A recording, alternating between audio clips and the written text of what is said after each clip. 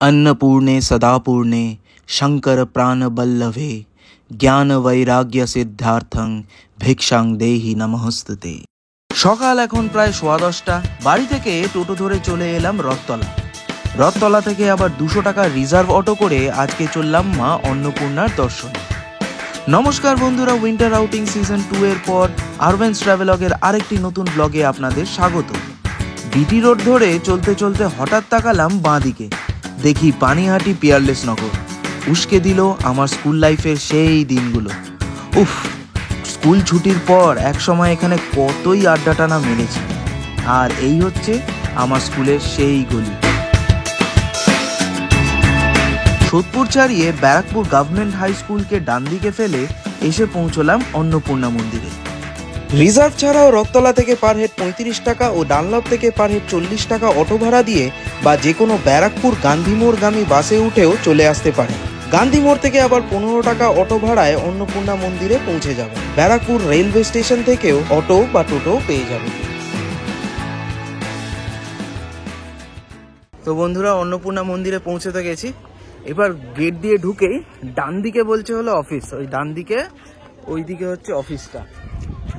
তো দেখি এবার টিকিট কাটতে, ভোগের টিকিট করতে কাটা যায় দেখছি। 3 নম্বর গেট দিয়ে ঢুকলেই এই যে সামনে মন্দিরের অফিস ঘর। ও বাবা, দেখ মিমি কি সুন্দর রোদ পোয়াচ্ছে, দেখ।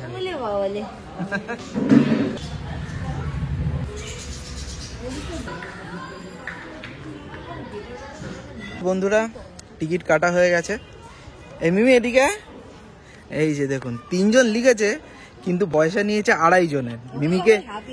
মিমিকে এখানেও লোকে হাফই ধরছে। তো যাই হোক, 120 টাকা করে টিকিট বড়দের, আর হাফ টিকিট মানে 10 বছরের নিচে 60 টাকা নিয়েছে। 1টা থেকে লাইন পড়বে, 1:30 থেকে খাওয়া শুরু হবে। 2 নম্বর গেটে বললো। তো যাই হোক, যখন খাবো তখন দেখা যাবে। এখন একটু বাইরে যাই, গিয়ে আগে একটু সকালবেলা তো কিছু খেয়ে আসা হয়নি, তো একটু কিছু খাওয়া দাওয়া করা যাক, তারপরে সে আবার পুজো দেবো। বন্ধুরা, মন্দির থেকে বেরিয়েই এই সামনে পাবেন একটা কচুরির দোকান, মানে মিষ্টির দোকান বেসিক্যালি। এখানেই দেখে এবার একটু কচুরি খাওয়া হবে। ওই তো নিয়ে বসে গেছে আবার। দেখো এটা কি মিষ্টি? হ্যাঁ, তো কাঁচা আমের ফালি পুরো মনে হচ্ছে। আমের একটা ফালি। আচ্ছা, কেমন খেতে? খিলের না? আমের একটা দারুণ ফ্লেভার আছে। আমের ফ্লেভার আছে, কড়া পাকে। আমার খুব ভালো লাগে এটা। আচ্ছা, ভালো। প্রথমে ভেবেছিলাম খেয়ে দিয়ে নি, সকালে কিছু খাওয়া দাওয়া হয়নি, তাড়াতাড়ি খেয়ে দিয়ে নি তারপর পুজো দেবো। তারপর দেখলাম খাওয়া দাওয়া যখন করিই নি, যখন উপোস করেই আছি, আগে পুজোটাই দিয়ে দিই। কারণ একদমই ফাঁকা, 2 জন ছিল সামনে। ভালোভাবে পুজো টুজো দিলাম, মানে ঠাকুরের পুজোও হলো, তারপরে পেট পুজোও হলো। এখন মেঘা সামনে আসার সময় একটা জগন্নাথ মন্দির দেখেছে, তো চল দেখা যাক, ওই জগন্নাথ মন্দিরটা একটু ঘুরে আসা যাক। তো সেই উদ্দেশ্যেই এখন চললাম। আর এই যে এখানে হচ্ছে কি মোটর ট্রান্সপোর্ট সেকশন ও ব্যারাকপুর পুলিশ কমিশনারেট। ওকে।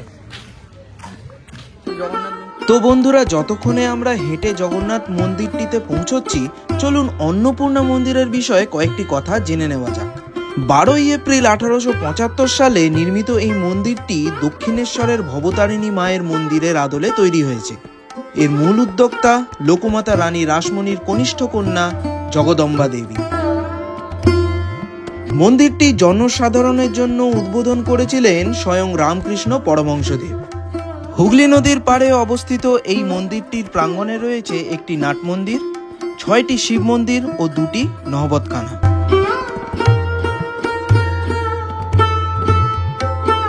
মন্দিরের গর্ভগৃহে রয়েছে মা অন্নপূর্ণার একটি অষ্টধাতুর মূর্তি ও মহাদেবের একটি রৌপ্য মূর্তি।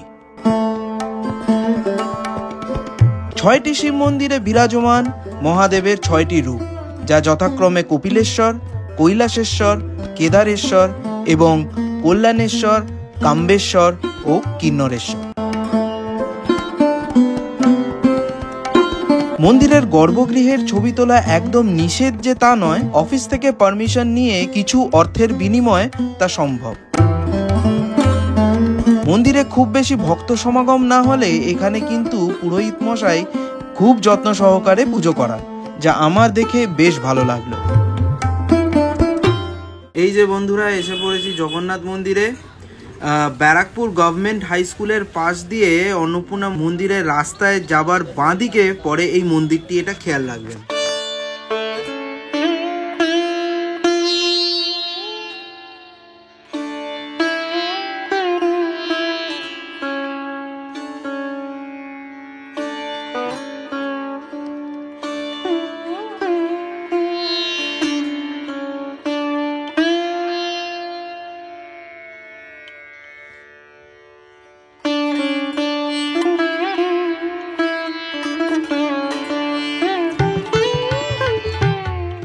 তো বন্ধুরা জগন্নাথ মন্দির দেখে আমরা এখন চলে এসেছি অন্নপূর্ণা মন্দিরের পিছন দিকে। মন্দিরের বাউন্ডারি ওয়ালের ঠিক ডান দিক দিয়ে একটা গলি সোজা আপনাকে নিয়ে আসবে মন্দিরের ব্যাক সাইডে, আর এই রাস্তাটা দিয়ে সোজা হাঁটা দিলে আপনি এসে পৌঁছবেন গঙ্গার ঘাটে।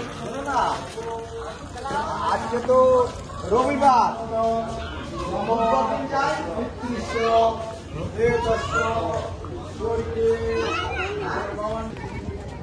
যাই বাবা একটু গঙ্গায় পা চুবিয়ে আসি।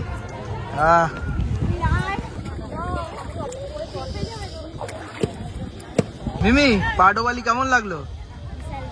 বিশাল বাজে, পুরো ঠান্ডা, শরীর হালকা হয়ে গেল। শরীর হালকা হয়ে যায় গঙ্গায় পা ডোবালে। ওকে বন্ধুরা, সো পা ডুবিয়ে নিলাম, একটু গঙ্গা জল মাথায় ছুটিয়ে নিলাম। এটা হচ্ছে রাসমণি ঘাট। এবার সোজা ঢুকে যাব মন্দিরে পেছন দিকের গেটটা দিয়ে। মন্দিরে ফেরত এসে কিছুক্ষণ নাট মন্দিরে বসেছিলাম। হঠাৎ দেখি ও বাবা 12:30 বাজতে না বাজতেই লাইন পড়ে গেছে। ব্যাস আর কি, লাইনে দাঁড়িয়ে পড়লাম। আর ঠিক 1টার সময় 2 নম্বর গেট দিয়ে ঢুকে পড়লাম ভোগ খাবার জন্য। জানতে পারলাম একসাথে এইভাবে সারিবদ্ধ হয়ে প্রায় 150 জন একসাথে ভোগ খেতে বসতে পারে। এটা কি দিল শুরুতে? ছোলা প্রসাদ।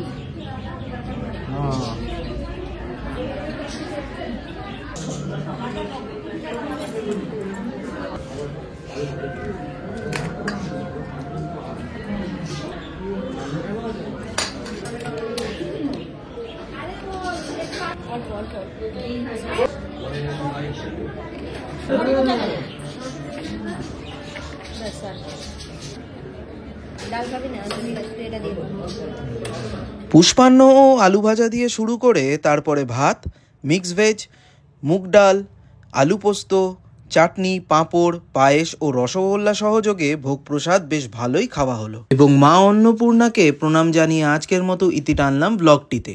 ভালো লাগলে বন্ধুরা অবশ্যই ভিডিওটি লাইক ও শেয়ার করুন, আরভেন্স ট্রাভেলগ চ্যানেলটিকে সাবস্ক্রাইব করুন ও ফেসবুক পেজটিকেও ফলো করুন প্লিজ। দেখা হবে আরেকটি নতুন ব্লগে, নতুন এক রাজ্যে, কোনো এক বিশেষ ধর্মস্থানে।